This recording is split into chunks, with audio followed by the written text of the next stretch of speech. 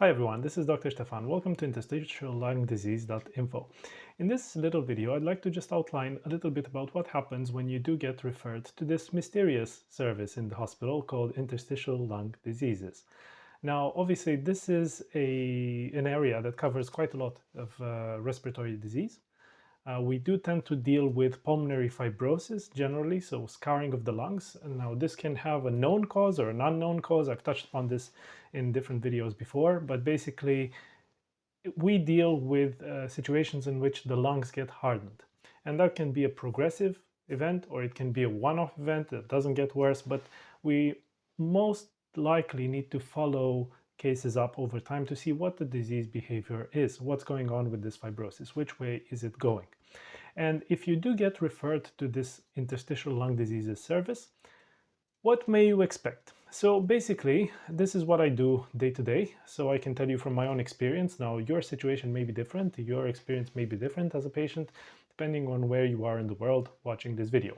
As always, please always check with your own healthcare providers about what is the right thing to do in your situation. I cannot advise you over the internet, over YouTube videos about your own individual case. So please check with your own healthcare providers if you have any medical problems. Now, when someone gets referred to our service, to the Interstitial Lung Diseases service, what we tend to do is just basically do a very thorough consultation.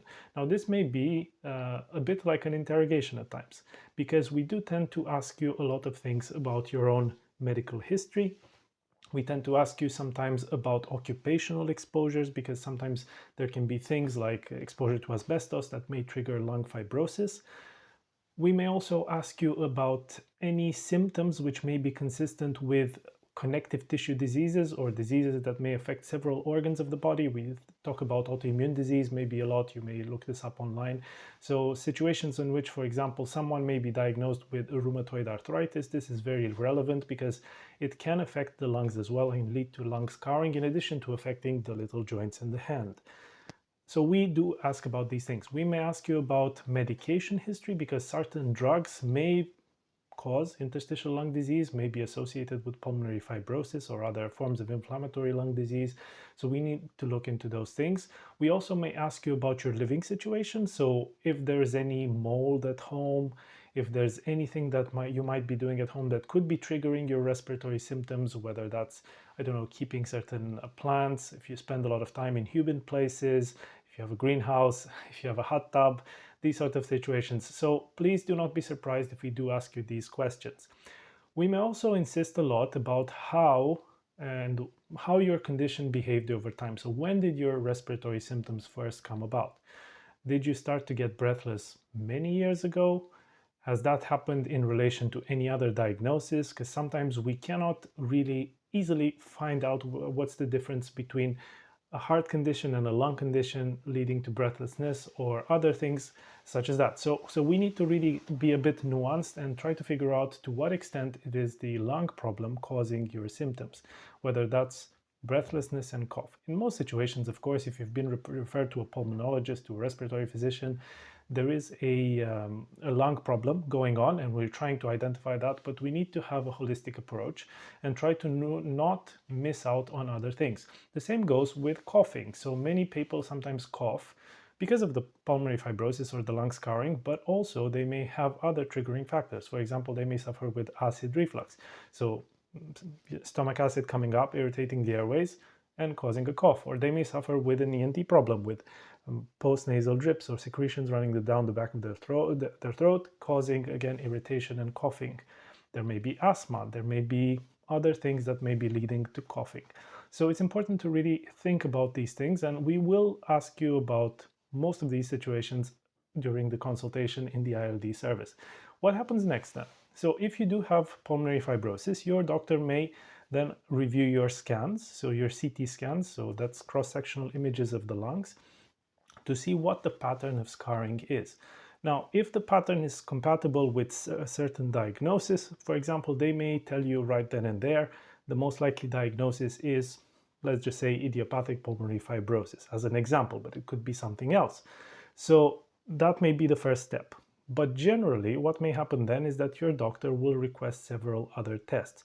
Now, some of these tests may have been done already in another center that has referred your case to that interstitial lung disease service. So, for example, you may have had some blood tests which constitute an autoimmune screen or an autoimmune panel, in which basically we measure certain antibodies that your immune system may produce that sometimes can affect healthy tissues.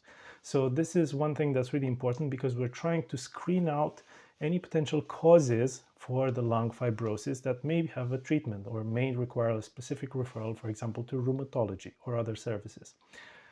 What else may we do? We may give you a detailed questionnaire about occupational history, so that can be done. Just to try to, again, make you think about situations in which you may be inhaling certain things from the environment that could be triggering inflammation in the lungs and potentially down the line pulmonary fibrosis. So we try to go quite a little bit in detail.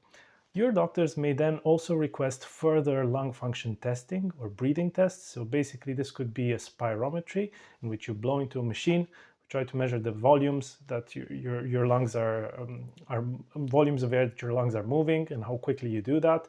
That gives us an indication of what's the capacity of the lung and how that has progressed over time. It's generally indicated that we need to do more than one breathing test.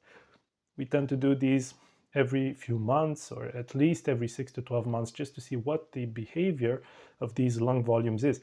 Is it getting worse? Because that can be an indirect indication that the fibrosis itself is actually getting worse, and that may warrant certain treatment based on that, based on the progression in lung function in your symptoms and your CT images on your scan. So your doctors will try to look at all of these things in context. What may happen next then is that your doctor may suggest sometimes other investigations. If the situation was not very clear, they may sometimes request doing a bronchoscopy. So that's a camera test for the lungs. Now, we tend to do these invasive procedures less and less. Now, the bronchoscopy is not a very invasive procedure, especially in the case of interstitial lung diseases. We tend to just try to do a lavage, a bronchoalveolar lavage, in which we basically have a look around the airways with the camera, and then we put a bit of fluid in one segment of the lung and then suck that fluid back up.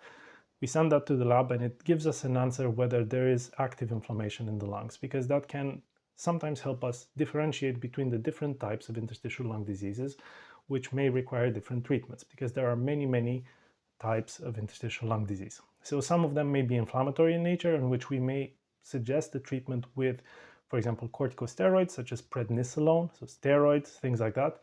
Or it may not be inflammatory at all, and in that case we may go for an anti-fibrotic or anti-scarring medication treatment, just because that is anticipated to slow down the fibrotic process, the scarring process, if that is the case, if it is actually progressing.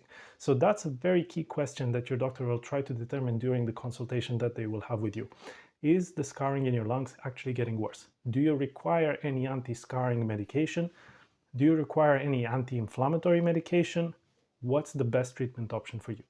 Now, once this is done during the consultation, and this can take 45 minutes to an hour sometimes in the initial consultation, your doctor may then take your case details to a multidisciplinary team discussion or an MDT discussion. The interstitial lung disease MDT discussion or multidisciplinary discussion usually involves a talk between your clinician, the doctor who's seen you, a radiologist who with expertise in interstitial lung diseases, maybe a pathologist may be involved, so a person who will look at the slides of different biopsies or samples of the lung that may have been collected before. A rheumatologist may be present, so this is a specialist in immunological diseases that may be affecting the joints and general, organs of the body, and they will also provide an opinion in certain cases in which there is a suspicion that there may be a condition affecting different organs of the body, including the lungs, the joints, kidneys, etc. An immunologist may be present as well, so again, they may provide specific expertise for these sort of situations. And basically, other members of the team may be present as well, such as specialist nurses, specialist pharmacists, who may weigh in with different bits of their own expertise into these discussions related to your case. The outcome of the multidisciplinary team discussion is usually a consensus diagnosis, whether that is idiopathic pulmonary fibrosis, fibrotic, non-specific interstitial pneumonia, and SIP, or other things. So basically they will, the MDT body, the people who sit in that meeting will try to feed back a diagnosis to your clinician, who will then talk to you or feedback the diagnosis to you in a letter. And from then on, there will be a decision regarding whether to start certain treatments. But it's generally based on this multidisciplinary team approach, because most of the situations in interstitial lung diseases involve conditions in which we have a diagnosis of exclusion. So that means that basically we have to rule out certain things that are there to arrive to a diagnosis. So we try to narrow it down slowly, but we are working with very imperfect information, and it's a very nuanced field.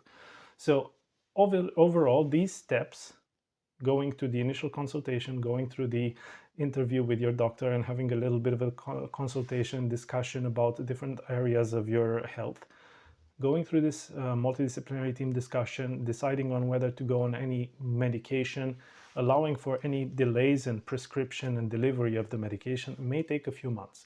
So this is the case in some parts of the world. You may have to wait quite a bit of time before you go on a specific medication for the fibrosis. So this is something that's to be expected, and unfortunately we are finding it quite hard to speed up that process, just because of the amount of cases that we need to see, and sometimes there's a huge backlog in actually seeing everyone who needs to be seen. So I hope you found this helpful and insightful. It's just a simple video. I'm just trying to produce these in a very non-scripted, non-edited way, because it's real life, and that's how usually it works out. So thanks for watching. If you have further questions, do leave them in the comment section below, and I'll see you in future videos. All the best and good health.